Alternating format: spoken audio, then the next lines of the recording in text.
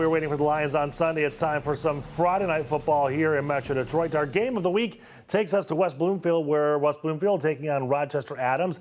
You can catch all of the action starting at 7 o'clock, streaming right here on Local 4 Plus. The Local 4 game of the week is presented by the State Champs Sports Network. And joining us to talk about the game, we've got Coach Tony Petrito from Rochester Adams and Zach Hilbert for West Bloomfield. Did you bring your clutches, gentlemen? What are the rules?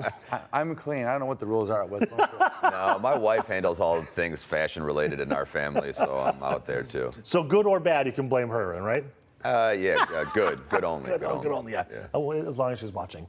Okay, let's talk about the matchup today. I don't want to bring it up, but I have to. Records against each other. At least the last 4 games, you won all 3 of them, right? 3 out of the 4? No, they beat us last year. So it's you.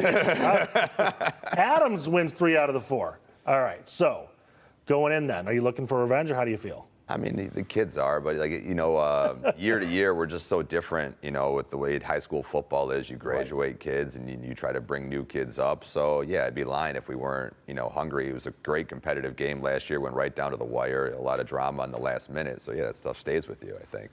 Probably on both sides. Looking at the last drive of that game, it took almost the entire quarter. That was a long one. Yeah.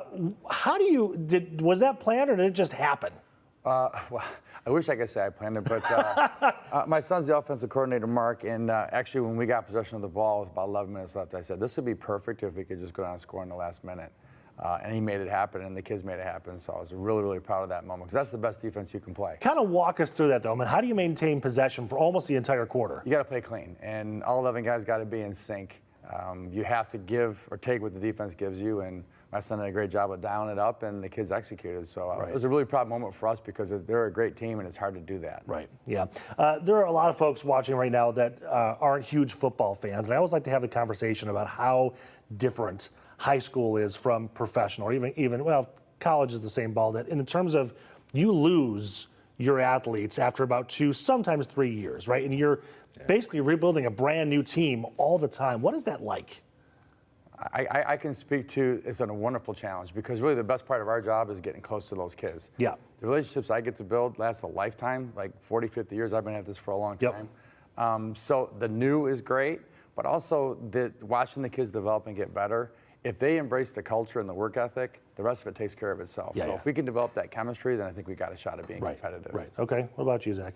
Yeah, I'd agree. I mean, in a way, it's refreshing and it's challenging every single year. We're lucky enough to have 5 kids that have played since they're sophomores that are seniors. Okay. And they've really taken a great leadership role for us and really are an extension of the coaching staff. So you kind of combine that, and we got our fair share of young kids that are trying to learn the ropes, and it's a unique challenge every single year. Right. But the one thing that doesn't change, I know from us, and I'm sure from them, is the standard you keep people to. Yep. And it's unique each year. It's a different group of kids, and you try to uphold the same standards.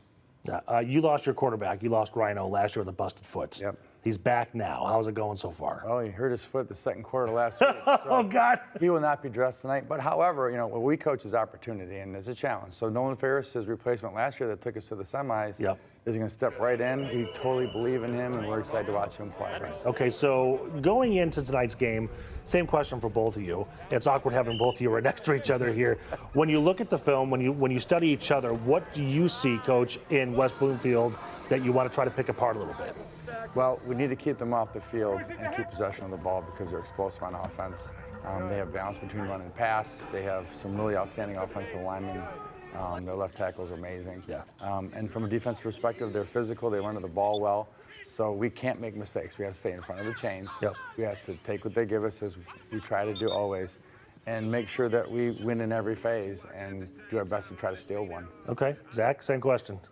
We have a term at West Bloomfield, and it's a compliment. I think Tony would agree. We'll know that. It's like we just call them, they always have Adams guys. They play football at a really high level. They run, they tackle, they buy into their system. At least it's evident on film to us. Right. So you have to, I guess, beat them at their own game. They're going to ball control you, and like he mentioned, try to keep possession of the rock. So we have to be a better version of that. You try to get into a up and down game, you're not going to see the ball for 8 or 9 minutes. Right. And we just have to, I guess, be the best version of ourselves and trust our scheme and our players and, in the coaching and the preparation. All right. Now, I'm not sure if you want to answer this considering you're both next to each other again, but any concerns going into the game? I'll start with you, Zach. Yeah, they're really good. They're really good. They're physical.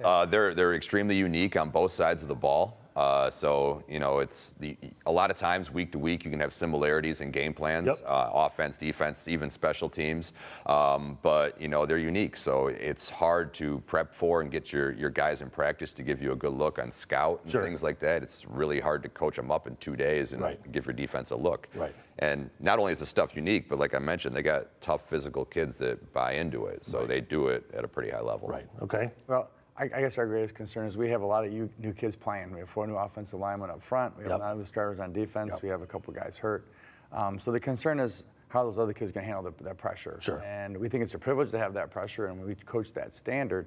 But how those kids elevate and get ready to play for their teammates is going to be the difference. So we're going to do our best to try to match their intensity and their execution. Yeah. Speaking of pressure, you know, you've got pressure in a great opponent, but there's also sometimes the pressure of the big lights and the big cameras. State champs are there, local fours. This is a big deal, a big matchup that everybody gets to watch now. Does that add another layer of pressure, or are you able to filter that out, at least for the kids? I would think in a perfect world, when our defensive coordinator, Mark Morfell, my best friend, he's constantly block out the noise. Like all that matters is what's happening inside the white lines. And I think if that's what we're emphasizing, it shouldn't affect what's happening during the game if we're doing our jobs right. But that's a perfect world. That's the perfect world. Zach, what about you? Does it add any additional pressure? I mean, I guess if you think about it, I think it adds great exposure for both programs. Yeah. And the kids get a kick out of it, and it's one of such an exciting and cool moment that, you know, they get to be a part of. Because, you know, there's kids all over the state that are doing the same stuff and all over the country, you know, are doing the same thing, and they've worked hard all summer. So to get the spotlight, like Coach mentioned, it's a privilege. And you know, we've both had kids that have been a part of long playoff runs the last couple of years. So you don't get to that point without going through this at some point or another. So it's something that, you know, we both have guys that are used to it. Sure. Okay, before I let you go, any tips for the Lions going into the Bears? Just be themselves, man. They'll be good. They'll be good. Just be themselves. I know they'll get back to it. I'm sure Coach Campbell, you know, had a great week. Yeah, we didn't see the Lions in Green Bay is what the problem was. Yeah, and you know, it's interesting because Dan Campbell is the king of chemistry. That's what he talks about all the time. Right. At any level of sports, especially in football, chemistry matters. Yeah. And this is a week where they need that chemistry to win. Right. Okay, gentlemen, congratulations. Thank you so much, and good luck tonight. I'm not sure who to say it to. Just put it right down the middle there. There it is.